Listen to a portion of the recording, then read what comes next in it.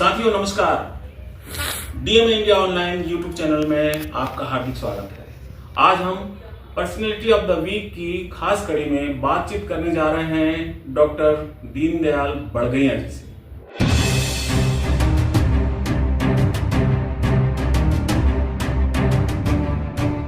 बड़गैया जी, स्वागत है आपका इस कार्यक्रम में। सर, आपका भी स्वागत है। जबलपुर नगर में आपका स्वागत है जी। साथियों, इसके पहले कि मैं बड़गैया जी से आपकी मुलाकात कराऊं, बातचीत कराऊं, उसके पहले बताना चाहूँगा कि डॉक्टर दीनदयाल बड़गैया जी ने पीएचडी की है, एमफिल किए हैं। इनकी जो खास बात है वो ये है कि इनका जो पीएचडी का विषय है वो है डोमार समाज के ऊपर। तो इस पर हम विस्तार में बातचीत करेंगे थोड़ा देर बाद। शुरुआती बातचीत पहले हम इनसे करते हैं। तो बड़गैया जी, आप ये बताइए कि आप कहाँ के रहने वाले हैं और आपकी शुरुआती पढ़ाई लिखाई कहाँ पर? मैं जबलपुर का रहवासी हूँ और हम यहाँ के मूल निवासी लोग हैं और हमारी शिक्षा सभी जो है जबलपुर में हुई है। और उसके बाद फिर जो है हमारे जो पूर्वज है, हमारे जितने जो पारिवारिक लोग हैं सब जबलपुर के रहवासी हैं और हमारा पूरा शिक्षा का क्षेत्र जो है हमारा जबलपुर नगर है। जबलपुर जी हाँ। जी हाँ। तो आपने ग्रेजुएशन किया और ग्रेजुएशन के बाद में आपने एमफिल किया। तो थोड़ा सा आप ये बताइए कि आपका कैसे मन हुआ कि एमफिल किया जाए, क्योंकि ज़्यादातर लोग जो हैं उस समय, जिस समय आपने किया सन 2000 में, उस समय तो एजुकेशन में उतना लोग नहीं पढ़ रहे थे और आपने किया उसमें। तो कैसे आपका मन हुआ कि एमफिल किया जाए, थोड़ा इसके बारे में बताइए। मुझे हमारे पूजनीय गुरुजी का मार्गदर्शन हमें प्राप्त हुआ। हमारे पूजनीय गुरुजी career award fellow doctor P V. Sengupta ji जो है रानी द्रौपदी विश्वविद्यालय के जो है कैरियर अवार्ड फेलो, जिनके भी मार्गदर्शन में मैंने अपनी शिक्षा ग्रहण की है। और उनके मार्गदर्शन में ही मुझे जो है उन्होंने ही प्रेरणात्मक दृष्टि से उन्होंने मुझे शिक्षा ग्रहण करने की जो है मुझे मार्गदर्शन के लिए उन्होंने प्रेरित किया है। मैं पूरा श्रेय अपने गुरु जी को देता हूँ, जिनके मार्गदर्शन में मैंने शिक्षा ग्रहण की है। पीएचडी आप? जी हाँ, पीएचडी किया हूँ मैंने। तो इसमें क्या विषय था, मैं साथियों को बताना चाहूँगा। मैंने जो है एमफिल का विषय है और ये किताब है स्क्रीन में और क्लियर आप देख पाएंगे इस किताब को। तो ये इसके बारे में थोड़ा सा बताइए, इसके विषय के चयन के बारे में और किताब थीसिस के बारे में। एमफिल प्री पीएचडी जो है हमारे यहाँ पे रानी दुर्गावती विश्वविद्यालय में करेस्पॉन्डेंस कोर्स होता है, जिसके माध्यम से हमें जो है पीएचडी के लिए एमफिल करना अनिवार्य था उस समय। और अनिवार्यता के कारण जो है कि हमें एमफिल के माध्यम से हमें यहाँ में बिलासपुर के पंडो जनजाति के ऊपर भी हमें जो प्री पीएचडी कराई गई थी, उसके माध्यम से भी हम लोगों ने जो है कि अध्ययन करके जो है एमफिल की डिग्री हमें प्राप्त हुई है। और एमफिल जो है उसके बाद फिर एमफिल के बाद फिर हमको पीएचडी की डिग्री के लिए हमको अप्लाई करना पड़ा। और उसके बावजूद फिर हमको गुरु जी के मार्गदर्शन में जो है फिर हमने अपने जबलपुर नगर के विशेष संदर्भ में डोमार जाति के ऊपर जो है हमने इसका अध्ययन किया। तो आप ये नौकरी में आने के पहले आपने एमफिल किया है कि नौकरी में आने के बाद किया? मैं चतुर्थ श्रेणी में पदस्थ रहा हूँ। पदस्थ हुआ शुरुआत में? जी हाँ। मैं हायर सेकेंडरी के बाद से मैं जिला रोजगार कार्यालय जबलपुर में चौकीदारी के पद पे मुझे जो है दैनिक वेतन में मैं काम करता था और अपना अध्ययन भी करता था, पढ़ाई करता था। और जिला रोजगार कार्यालय में मैं पढ़ाई के साथ साथ में मैं अपनी पढ़ाई भी करता था और पढ़ाई के साथ साथ में मैंने फिर चौकीदारी के पद में रह के ही मैंने पीएचडी की उपाधि प्राप्त करी। ये बहुत ही प्रेरणादायक बात है साथियों की एक दैनिक वेतन भोगी, वो भी पद उनका जो है चौकीदार का है, 4th क्लास का पद है, उसमें रह करके इन्होंने एमफिल किया और पीएचडी किया है। ये बहुत ही प्रेरणादायी और बहुत ही मतलब अच्छी बात है उन लोगों के लिए जो आगे नहीं बढ़ पाए हैं। उनके लिए शिक्षा जो ग्रहण करना आगे संघर्ष करना समाज के लिए और अपने आप को आगे बढ़ाने के लिए आपकी ये जो बात है ये बहुत प्रेरणादायक है इस मामले में। फिर आपका प्रमोशन हो गया और अभी आप किस पद में हैं? मैं अभी वर्तमान में जबलपुर जिला रोजगार कार्यालय में सहायक ग्रेड 2 के पद में पदस्थ हूँ। जी हाँ। और मुझे सहायक ग्रेड 3 से जब मैं पदस्थ हुआ हूँ तो मेरे को बालाघाट में जो है मेरी नियुक्ति की गई थी। बालाघाट में मैं वहाँ पदस्थ रहा हूँ। जी हाँ। ठीक है। और तो मेरे गुरुजी का मार्गदर्शन मुझे जब प्राप्त हुआ तो मुझे पीएचडी, चूंकि पीएचडी के बारे में हमारे यहाँ परिवार में, हमारे समाज में ऐसे किसी प्रकार का हमारे लोगों के बीच में इस प्रकार का एजुकेशन हम ये करेंगे तो हमको हो सकता है कि चल के ये मिले। तो हमें तो मार्गदर्शन गुरुजी का मिला, उसके मार्गदर्शन पे ही हमने जो शिक्षा ग्रहण करी है। तो मैं तो सारा सही गुरुजी को ही नहीं, वो तो ठीक है। मैं ये पूछ रहा हूँ कि आपने एमफिल किया है तो पहले से मन बना चुके थे आप कि पीएचडी करना है, इसीलिए एमफिल कर लें? पीएचडी के लिए मुझे गुरुजी ने प्रेरित किया क्योंकि आप बोले आपने एमफिल कर लिया और पीएचडी भी पीएचडी कर सकते हैं। तो मैंने सर पीएचडी, चूंकि मुझे पीएचडी के मायने मालूम नहीं थे तो उन्होंने पीएचडी होती क्या है तो उन्होंने मुझे बताया भाई पीएचडी ऐसी है। तो फिर मैंने सर हमने तो कहा हमारे यहाँ परिवार में कोई इतना शिक्षित नहीं है जिसके कारण हमको मिला के जो है कि मेरे परिवार में कोई हमारा ऐसा सपोर्ट भी नहीं है जिसके माध्यम से हम कोई जानकारी मिले। तो बोले ठीक है, अच्छा एक काम करते हैं, आप जिस वर्ग समुदाय में आते हैं आप उसी समुदाय में अगर आप करते हैं तो आपके लिए और आप अपने ऐतिहासिक जानकारी के लिए आपके लिए बहुत अच्छा हो। तो मैंने सर मेरे लिए तो और अच्छी बात है। मैंने उनको तो डोमार समाज के ऊपर आप? जी हाँ। जबलपुर नगर के विशेष संदर्भ में अभी हमारे यहाँ क्या डोमार समाज का ये स्तंभ है जिसके माध्यम से हमारी मूल पहचान के नाम से जाने जाते हैं डोमार। लेकिन अक्सर लोग जो है जबलपुर नगर में डोमार जाति का ज्यादा उल्लेख करते हैं। ठीक। तो साथियों मैं बताना चाहूंगा कि अनुसूचित जाति में एक जाति आती है डोमार, या उसको डोम भी कहते हैं, कहीं पर डोमार भी कहते हैं। और ये जाति जो है ये बहुतायत उत्तर प्रदेश, मध्य प्रदेश, महाराष्ट्र में, कुछ छत्तीसगढ़ में भी आपको निवासरत मिलती है। और क्योंकि अछूत जाति है तो कई भेदभाव भी उसमें झेलते हैं लोग, और जिस तरीके से प्रोग्रेस होना चाहिए उस तरह से प्रोग्रेस नहीं हुआ है। डॉक्टर दीनदयाल जो हैं उसी समुदाय से आते हैं और डोमार समाज के ऊपर भी काम विशेष नहीं हुआ है, इसीलिए इनकी जो पीएचडी है ये बहुत महत्वपूर्ण है। हालांकि इन्होंने उसको जो है समाजशास्त्र के जो है संकाय में किया है, उसके बावजूद ये काम चूंकि अभी तक बहुत काम हुआ है डोमार जाति के ऊपर, तो एक महत्वपूर्ण काम है। तो मैं ये पीएचडी जो है आपको मैं बताऊंगा, मैं चाहूंगा कि शरद भाई से कि वो थोड़ा सा क्लोज करके इसकी हेडिंग और ये बताएं तो क्या विषय था इसमें पूरा आपका पीएचडी का? इसमें जबलपुर नगर के विशेष संदर्भ में डोमार समाज में सामाजिक परिवर्तन, आर्थिक और राजनीतिक दृष्टिकोण को देखते हुए ये अध्ययन किया गया था। अच्छा जी। तो अब मेरे को थोड़ा सा इसके बारे में बताइए कि इसमें किन किन बातों को समाहित किया है, कोई ऐसी खास बात जो आपको लगता है कि बताना चाहिए वो बताइए। अब चूंकि डोमार जाति की एक तो मूल पहचान और मूल पहचान के साथ साथ में जाति का जो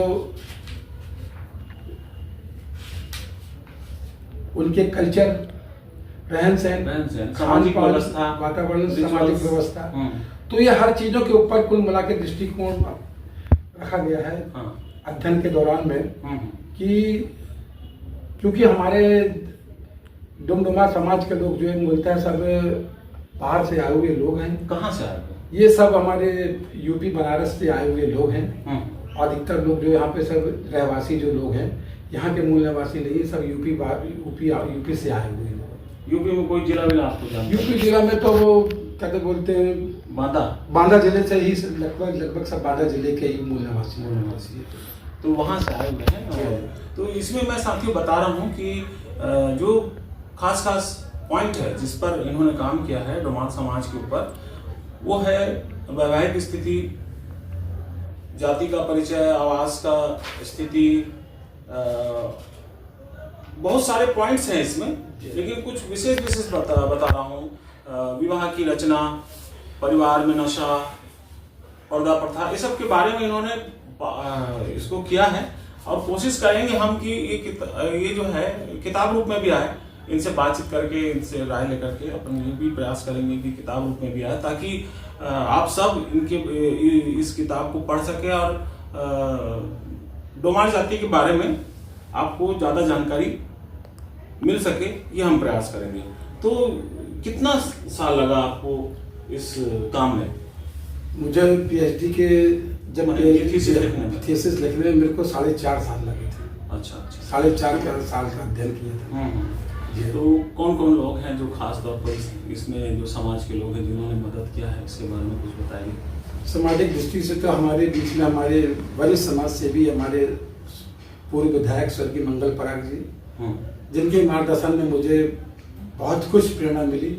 उसके बाद में हमारे परिवार में हमारे परम पूजनीय हमारे बड़े पिताजी मैनाराम जी बड़गैया, हमारे चाचा D.R. बड़गैया जी, और भी मित्र हमारे वरिष्ठ समाज से भी, चूँकि ये समाज से जुड़े हुए थे, इनको समाज के बारे में बहुत जानकारी थी, और उन्होंने मुझे पूरी तरीके से पूरा समाज के बीच में अध्ययन के क्षेत्र में मुझे पूरी जानकारी उपलब्ध कराने में मुझे पूरा सहयोग दिया।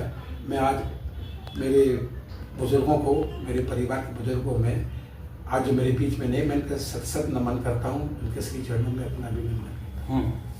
साथियों, एक चीज़ और बताना चाहूँगा कि दीनदयाल बड़गैया जी, डॉक्टर दीनदयाल बड़गैया जी, वो अम्बेडकरवाद से भी जुड़े हुए हैं और समाज को उन्होंने अम्बेडकरवाद से जोड़ने का प्रयास किया है। खासतौर पर जब वो बालाघाट में रहते थे तो कई एक्टिविटी में जुड़े थे, और अभी चूँकि यहाँ आ गए हैं तो जबलपुर में भी इनका प्रयास रहता है। हालांकि स्वास्थ्य की थोड़ी इनके साथ समस्या चल रही है। तो आप ये बताइए कि डॉक्टर अम्बेडकर की तरफ आप कैसे गए, कैसे जी उनके बारे में आपको जानकारी है? जब मैं बालाघाट, जबलपुर से जब बालाघाट गया तो मुझे बालाघाट में जाके डॉक्टर बाबा साहब अम्बेडकर जी का एक सामाजिक समुदाय मुझे वहाँ मिला, और उनके साथ में रह के मुझे बाबा साहब की जो मिशन है, हमारे बुजुर्गों का मिशन जो है, वो हमको वहाँ जाकर समझ में आया, जिससे महापुरुषों का जो व्यवस्था परिवर्तन का जो कार्यक्रम चल रहा था, मुझे भी वहाँ पे बहुत कुछ सीखने मिला जाकर बालाघाट में। कुछ लोगों का, कुछ संस्थाओं का नाम अगर दी बुद्धिस्ट सोसाइटी ऑफ इंडिया, भारतीय बौद्ध महासभा, रविदासिया समाज, और हमारे बीच में हमारे समाज का जो सामाजिक संगठन था SBM फेडरेशन, हमारे आदरणीय दिलीप हाथी बेड़े जी जो है, उनके माध्यम से हम लोग ये सब कार्यक्रम चलाते रहे हैं। इसके माध्यम से हम सभी समुदाय के लोग जो है, सभी अनुसूचित जाति वर्ग के समुदाय के लोग सभी एक साथ मिलकर डॉक्टर बाबा साहब अम्बेडकर जी के कार्यक्रम को चलाते थे, और उस कार्यक्रम में हम लोगों को बहुत ज़्यादा प्रेरणात्मक सीखने का मौका मिला।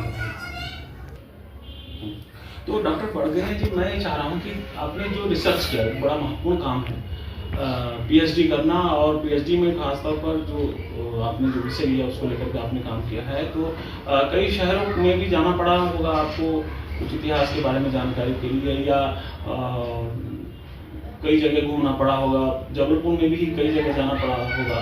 तो मैं चाह रहा हूँ कि विस्तार में थोड़ा बताइए कि क्या अनुभव रहा आपका, और कहाँ आप गए थे? हमें अध्ययन के दौरान में सर्वप्रथम हम, क्योंकि हमारी डोमडोमार जाति का जो इतिहास है वो बनारस से शुरू होता है, यूपी बनारस से शुरू होता है। तो हम रानी दुर्गावती विश्वविद्यालय टीम के साथ में, जिसमें डॉक्टर PV सेनगुप्ता जी स्वयं हमारे साथ में गए थे, और वहाँ पे जाके सबसे पहले तो हम लोग वहाँ पे हिंदू विश्वविद्यालय में जाकर हमने वहाँ पे जो है लाइब्रेरी में बैठकर हम लोगों ने अध्ययन क्षेत्र में जो है वहाँ पे अध्ययन किया। उसके बावजूद भी फिर हम जहाँ जहाँ डोम जाति समुदाय के लोग निवासरत हैं, वहाँ पे हम उनके पास स्वयं गए। तो वहाँ पे डोम जाति के लोग जो है घटिया घाट में भी जो निवास करते हैं वहाँ रहते हैं, हरदरिया जो बांस का काम करते हैं वहाँ भी गए थे, और हरदरिया, खटिया और बनारसिया जो बनारस में स्थायी मूल निवासी के जो लोग रहते हैं, बस्तियों में रहते, हम वहाँ भी गए थे। तो वहाँ से ये बता रहे हैं 3 प्रकार के डोम रहते हैं, तो ये सुन लीजिए आप, थोड़ा इंटरेस्टिंग है। घटिया डोम मतलब जो घाट में रहते हैं, और बनारसिया बनारसिया डोम, डोम, बनारस के मूल निवासी, जो मूल निवासी। और आगे का आपने बताया जी हाँ, बनारसिया, घटिया और रहदरिया डोम। ये 3 प्रकार के डोम है। अभी तक हम समझ रहे थे कि एक ही प्रकार के डोम होंगे। हाँ, तो इसके बारे में जी हाँ। तो जब उनसे जानकारी ली तो उन्होंने ये बताया कि हम तो रहदरिया हैं, और तो हमने बोला भाई हम तो सिर्फ अभी तक यही सुना कि सिर्फ डोम तो डोम होते हैं, तो आप बताइए कि उसमें रहदरिया डोम जो है इनकी मूल पहचान क्या है। तो उन्होंने बोले यहाँ पे सबके टोले अलग अलग हैं। अच्छा, जी हाँ, ये सबके जो टोले मिलेंगे तो आपको इस पार मिलेंगे, कुछ टोले वहाँ मिलेंगे, कुछ टोले यहाँ मिलेंगे, मतलब वहाँ पे सबके अपने टोले बने हुए हैं। उन टोलों में जो है कि उन लोग एक पेशावर काम करते हैं, जहाँ पे पेशावर जो काम करते हुए तो कुछ लोग बांस का काम करते हैं। अच्छा। और कुछ लोग जो है घाट में जो है मुर्दे जलाने का काम करते हैं, और कुछ लोग जो है साफ सफाई से भी मतलब काम करते जुड़े हुए हैं, जिनके घर में जानवर पालते हैं, सुअर पालते हैं, ये सब मतलब जो सब लोग करते हैं। सब इन लोगों की अपनी भिन्न भिन्न प्रकार की जो है इन लोगों की अपनी एक मूल पहचान थी। और उस समय इनके साथ में जो है फिर बनारस के अंदर जो है हमको जाकर मालूम हुआ कि यहाँ पे डोम जाति के समुदाय के 3 भागों में विभक्त है, और इनके सबके रीति रिवाज, रहन सहन, खान पान, वातावरण, सबके कल्चर अलग अलग थे। तो डोमार को आपने कैसे जोड़ते हैं डोम से? क्या कोई कनेक्शन है कि कोई कनेक्शन नहीं है? हमने जब उनसे बात की कि भाई आजकल तो सिर्फ पहले तो डोम चलता ही था, डोम के अलावा कोई मूल पहचान नहीं थी, और आजकल तो डोमार लिख ले तो बोले भैया डोमार जो है यहाँ से जाने वाले जो यहाँ से गए हैं वो लोगों ने अपना जो है बदल लिया है अपने आप को। तो उन्होंने अपने मूल पहचान में, अपने रहन सहन, खान पान, वातावरण में उन्होंने अपनी मूल पहचान में डोमार जाति का उल्लेख करके उन्होंने अपने अलग से पहचान बना ली है। और डोमार जाति चूंकि जाति सिर्फ डोम ही है, मतलब डोम से ही निकली हुई। डोम से ही निकली हुई। अच्छा। तो उसके कारण संवैधानिक रूप से उनको जो है डोम डोमार चूंकि बहुतायत संख्या में हो गए, तो संविधान में संवैधानिक दृष्टि से इनको जो है कि 2 भागों में विभक्त कर दिया गया, डोम और डोमार। दोनों को अनुसूचित जाति वर्ग में रखा गया। डोम ही डोमार है, डोमार ही डोम है, बस ये इनकी मूल पहचान है। और जबलपुर का कुछ अनुभव बताइए कि आपको जबलपुर में शादी विवाह के रिचुअल्स के बारे में कहीं पता करना पड़ा होगा, कुछ पुराने बुजुर्गों से भी मिलना पड़ा होगा। जबलपुर में चूंकि मैं उस परिवार से आता हूँ, उस समाज से आता हूँ, तो मैंने जो स्वयं भी कुल मिला के देखे, जो सामाजिक दृष्टि से जो हमने समाज में अंदर जो कार्यक्रम आयोजित होते हैं उसके सारे में, और भी समाज में जाते हैं, इनमें भी बहुत बड़ी भिन्नता रही है। क्योंकि इनके सबसे बड़ी इनकी मूल पहचान देखते देवी देवताओं के कारण जो है कि इनके परिवार में आपसी में संबंध नहीं होते। तो अभी चूंकि जाति वही है, मूल पहचान वही है, जब ये व्यवहारिक स्थिति में जब आते हैं, मैंने शादी विवाह के बारे में बात कर रहे हैं। व्यवहारिक स्थिति में जब ये आते हैं, जब इनके परिवार में, जब समाज के बीच में जब ये वैवाहिक संबंध जोड़ते हैं, तो सबसे पहले वो कुल मिला के देखे अपने देवी धाम और देवी देवालों को सबसे बड़ा महत्व देते हैं कि हमारे घर में देवी देवाला कौन सा है। चिटकी।